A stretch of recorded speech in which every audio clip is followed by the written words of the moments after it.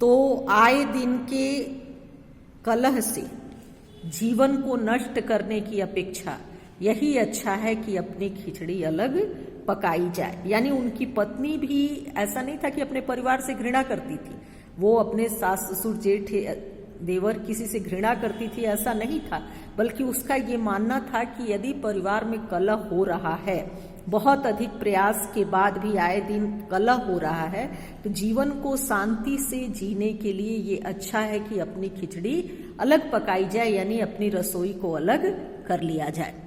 आनंदी जो थी वो एक बड़े उच्च कुल की लड़की थी, यानी वो एक बड़े ऊंचे परिवार से आई थी और उसके बाप एक छोटी सी रियासत के तालुकेदार थे, यानी एक रियासत थी पूरी जहाँ की वो देखभाल में थी, वहाँ पर रियासतदार के रूप में।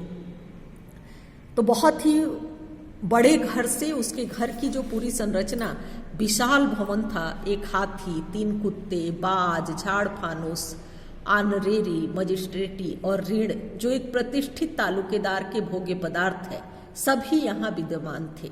यानी एक धनी परिवार में जो जो चीजें होनी चाहिए थी वो सब उसके परिवार में था। नाम था उसके पिता का भूप सिंह, आनंदी के पिता का नाम था भूप सिंह। बड़े उदार चित्त और प्रभावशाली पुरुष थे, पर दुर्भाग्य से लड़का एक भी नहीं था, उनका एक भी लड़का नहीं था। आनंदी चौथी लड़की थी, वह अपनी सब बहनों से अधिक रूपवती और गुणवती थी। आनंदी जो थी वो अपने सब बहनों से अधिक रूपवती और गुणवती थी, इससे ठाकुर भूप सिंह उसे बहुत प्यार करते थे। सुंदर संतान को कदाचित उसके माता पिता भी अधिक चाहते हैं। देखिए, यहाँ लेखक ने ये बताने का प्रयास किया है कि समाज तो अलग चीज है। जैसे प्रारंभ में ही मैंने कहा कि आंखों को प्रिय, यानी सौंदर्य जो है वो आंखों को प्रिय होता है, तो यहाँ पे लेखक बता रहे हैं कि सुंदर जो संतान होती है, समाज की बात तो छोड़िए, शायद माता पिता भी उसे अधिक चाहते हैं। ठाकुर साहब बड़े धर्म संकट में थे कि आनंदी का विवाह कहाँ करें। यानी इतनी सुंदर कन्या थी कि उनको ये बात समझ में नहीं आ रही थी कि उसका विवाह कहाँ किया जाए। न तो यही चाहते थे कि ऋण का बोझ बढ़े और न यही स्वीकार था कि उसे अपने को भाग्यहीन समझना पड़े। देखिए, यहाँ पर जब पाठ के प्रारंभ की बात आई है कि उनके यहाँ क्या क्या था, तो उसी समय ये शब्द जोड़ दिया गया है कि धनी लोगों के यहाँ ऋण भी होता है, तो ये मजिस्ट्रेटी और ऋण, तो ये नहीं चाहते थे कि और अधिक ऋण जो है वो बढ़े, ऋण का बोझ वो बढ़ाना नहीं चाहते थे।